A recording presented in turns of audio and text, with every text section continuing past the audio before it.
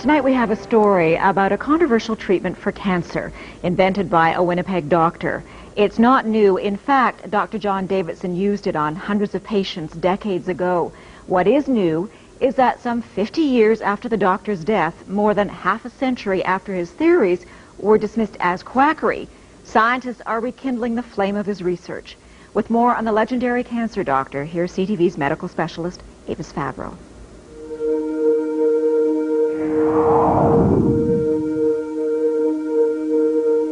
His name was John Ralston Davidson, a respected family doctor in Winnipeg in the early 1900s. A great scientist as well as a great doctor. And this is Leslie Gurney Bishop, now 88, a journalist who documented Dr. Davidson's controversial treatment for cancer. He never claimed that it cured it, but he said it would arrest it. Davidson spent years studying cancer, writing medical articles on his theories, which in hindsight were remarkable for his time.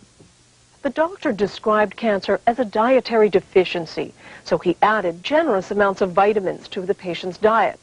But he also said it was critical to boost the patient's own defenses against cancer, which is why he developed what he called young tissue extract. Davidson took fertilized hen's eggs just 9 days old and produced a powdered extract, which was then injected into patients with various forms of terminal cancer.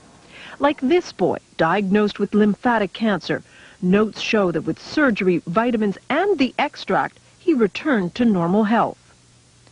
Over the years, Dr. Davidson treated hundreds of cancer patients. They all said, the ones I interviewed, all said that it had benefited them tremendously. Some said they were cured.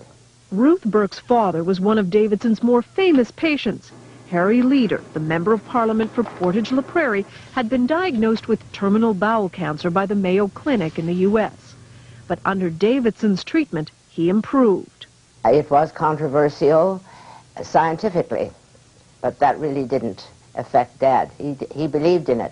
But Davidson's medical colleagues thought the treatment was useless and repeatedly refused him research money.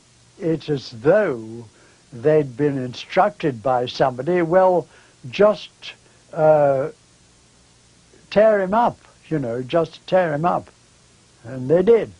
Frustrated with the lack of support, Harry Leader, with his own good health as proof, took Davidson's pleas for funding straight to Ottawa in 1944, directly to Prime Minister Mackenzie King.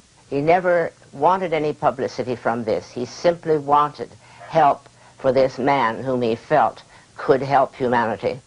The Prime Minister refused to fund Davidson's work. The doctor died 4 years later. He would die pretty well of a broken heart, if you know what I mean, because he had not been recognized. His cancer treatment thought to have died with him. But then 6 years ago, the treatment was rediscovered by a Toronto company. It hired researchers at Dalhousie University to test the theory. Could these embryonic chicken cells really be a cancer treatment? When research began, there was excitement. Davidson's extract, in many ways, could be a cancer vaccine. In 3 studies on mice, the compound apparently shrunk tumors. We have to be careful about raising people's hopes falsely. Jonathan Blay is one of the researchers looking at the revived young tissue extract. Davidson's extract, in many ways, could be a cancer vaccine. There could be things in the extract that promote a response against the cancer. But then suddenly, the research stopped. The then owners of the extract had financial problems. They stopped paying the researchers. Dalhousie was out some $60,000 and halted the experiments. The university would be interested in continuing the work because the results were very promising.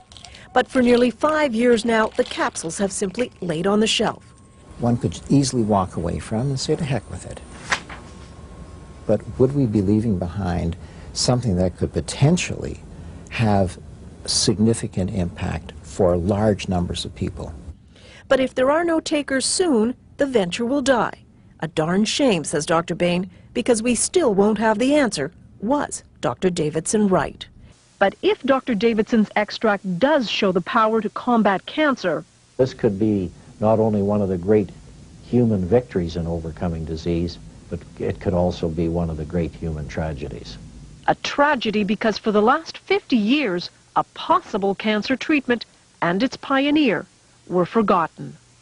Avis Favreau, CTV News, Toronto.